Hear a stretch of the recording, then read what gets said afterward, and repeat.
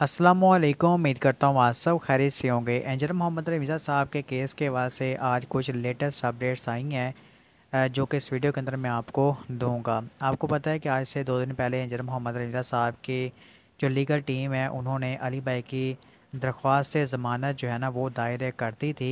तो आज जो उसकी समाअत होनी थी, ठीक है।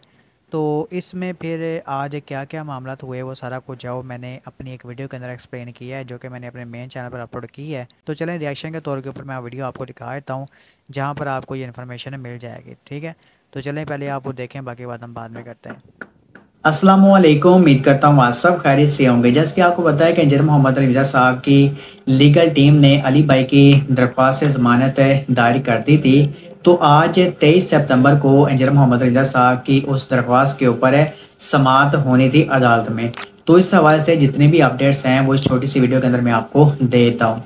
देखें, आज इंजीनियर मोहम्मद रमीज़ा साहब की जो बेल है ना वो नहीं हो पाई। इसको जो जज साहब ने 2 दिन आगे कर दिया, यानी कि आज बल्कि समाअत हुई है 23 सितंबर को, तो इसको 2 दिन बाद फिर जाओ इस बात से आप समझ लें कि अदालत में एक तरह की पेशी होगी, तो फिर वहां पर फैसला लिया जाएगा। अब इसमें एक बात आप याद रख लें कि इंजीनियर मोहम्मद रज़ा साहब की दरख्वास्त से जमानत को खारिज नहीं किया गया।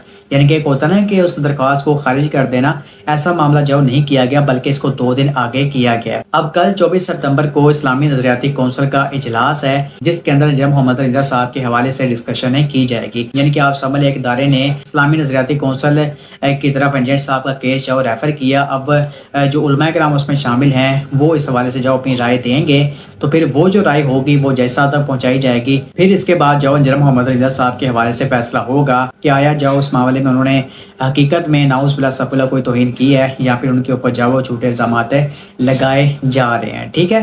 तो ये 2 दिन जाओ काफ़ी ज़्यादा आप समझ लें कि इस बात से इंपॉर्टेंट है। बाकी इससे आगे भी जाओ क्या पता मामला चल सकते हैं, लेकिन फिलहाल तो 24 सितंबर को इजलास है इस्लामी नजरियाती कौंसिल का, और 25 सितंबर को दोबारा मतलब कि ना इस बात से अदालत में समाअत होगी और फिर जाओ उस बात से फैसला सुनाया जाएगा, ठीक है। तो फिलहाल की ये 2 बड़ी अपडेट्स हैं जो कि मैंने आपको इस बात से दे दी हैं।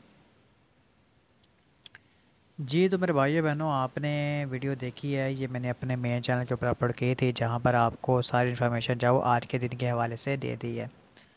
अब अली भाई का जो आपको बताया कि कल 24 सितंबर है, तो उनका इस्लामी नज़रियाती कौंसिल का इजलास है। उसके बाद फिर 25 सितंबर को दोबारा जो वो अदालत खुलेगी और फिर जो उस बात से फ़ैसला सुनाया जाएगा। अब 24 सितंबर आपको पता है कल है, तो इस हवाले से जो इंजीनियर साहब के मुखालफिन हैं वो भी धड़ाधड़ ये बात कह रहे हैं कि भाई हमने जब उलमा कराम है जो उसमें शामिल है इस्लामी नज़रियाती कौंसिल के अंदर है, वो हमारे हक़ में जो फ़ैसला दे देंगे, ये हो जाएगा वो हो जाएगा। तो इस तरह एक दबाव भी है, सारा मामला भी है, तो वो अपना जवाब पूरा इस बात से कर रहे हैं। यानी कि इंजीनियर साहब के जो मुखालफिन हैं वो उनके ऊपर अपना दबाव इस बात से डाल रहे हैं। तो अब जाहिर सी बात है, देखना पड़ेगा कि हमारे जो उलमाए कराम है इस्लामी नज़रियाती कौंसिल वाले, कि वो इस तरह के जो दबाव को कबूल करते हैं या फिर हक सच का जो फ़ैसला सुनाते हैं। यानी कि इंसाफ के साथ वो फ़ैसला करते हैं या फिर इस वास्ते दबाव दबाव कबूल करते हैं। वैसे तो जो दोनों पार्टीज़ हैं वो अपने अपने दलाइल इस्लामी नज़रियाती कौंसिल तक जो पहुंचा चुके हैं। यानी कि इंजीनियर मोहम्मद रमज़ा साहब के हक़ में जो फतावा आप समझ लेके आए हैं उनको भी उन्होंने इस्लामी नज़रियाती कौंसिल में पहुंचा दी है, और जो मुखालफिन हैं उनके पास जो फतावा मौजूद हैं मौलवियों के, तो उन्होंने वो भी जो वहाँ पर पेश कर दिए हैं। तो ये सवाल से आप समझ लें कि दोनों तरफ से तैयारी पूरी है। तो अब देखते हैं कि कल इस्लामी नज़रियाती कौंसिल जो क्या फ़ैसला जो सुनाती है और क्या क्या मामला वहाँ पर होते हैं। अब जो मुखालफिन की जानिब से कोई अपडेट दी गई, तो वहाँ पर उन्होंने ये बात कही कि जिन उलमाए कराम ने, जिन मौलवियों ने एंजल मिर्ज़ा के हक़ में जो फतावा दिए हैं हम उनका भी प्रेशन करेंगे। यानी कि वो ज़ाहिर सी बात है, सरेआम जो धमकियाँ लगा रहे हैं उन लोगों को जिन्होंने इंजीनियर मोहम्मद रमज़ा साहब के हक़ में जो फतावा जारी की है। अब उसमें ज़ाहिर सी बात है जामिया बनौरिया टाउन भी है, इसके अलावा मुफ्ती तारिक मसूद साहब भी शामिल हैं, और भी शिया के उलमा कराम शामिल हैं, इस्लामी फ़िक़ह कौंसिल यूके जो उस वास्ते शामिल है। तो काफ़ी सारे जो उलमा कराम शामिल हैं, लेकिन इंजीनियर साहब के जो मुखालफिन हैं उन्होंने ये बात तय कर ली कि जो जली मिर्ज़ा के हक़ में फतवा देगा हम उसके ख़िलाफ़ जो ऑपरेशन करेंगे, कोर्ट से उसके ख़िलाफ़ जो फ़ैसला लेंगे, ठीक है। इस तरह का जो वो मामला कर रहे हैं। बहरहाल मैं आपको बता दूं कि जिन उलमा कराम ने जो फतावा इंजीनियर साहब के हक़ में जारी किए हैं, तो वो उन्होंने पूरी ज़िम्मेदारी से जो फतावा जारी किए होंगे, सारे मामला हैं। तो ऐसे तो नहीं होगा कि वो पहले कहें कि भाई मुझसे गलती से जो फतवा दिया गया, अब मैं जो अपने फतवे से जो करता हूँ, वो तो हर बंदे को पता चल जाएगा कि यार ये प्रेशर में आकर जो ये बात कह रहा है, ये आलम दिन। तो अगर तो हमारे अदारों के पास जो पावर होगी, अगर हमारे अदारे जो आप समझ लें कि हिम्मत और ताकत दिखाएंगे, तो फिर तो इंशाल्लाह ताला इंजीनियर साहब को इंसाफ मिल जाएगा। लेकिन अगर उन्होंने हिम्मत ताकत ना दिखाई और वो लेट गए चंद जाओ मुट्ठी भर लोगों के सामने, तो फिर ये मामला जो मुश्किल हो सकता है। बाकी मैं आपको बता दूं कि इंजीनियर मोहम्मद रमीज़ा साहब ने अगर जो बंदे इकट्ठे करने हो ना, तो वो इससे डबल बंदा जो इकट्ठा कर सकते हैं।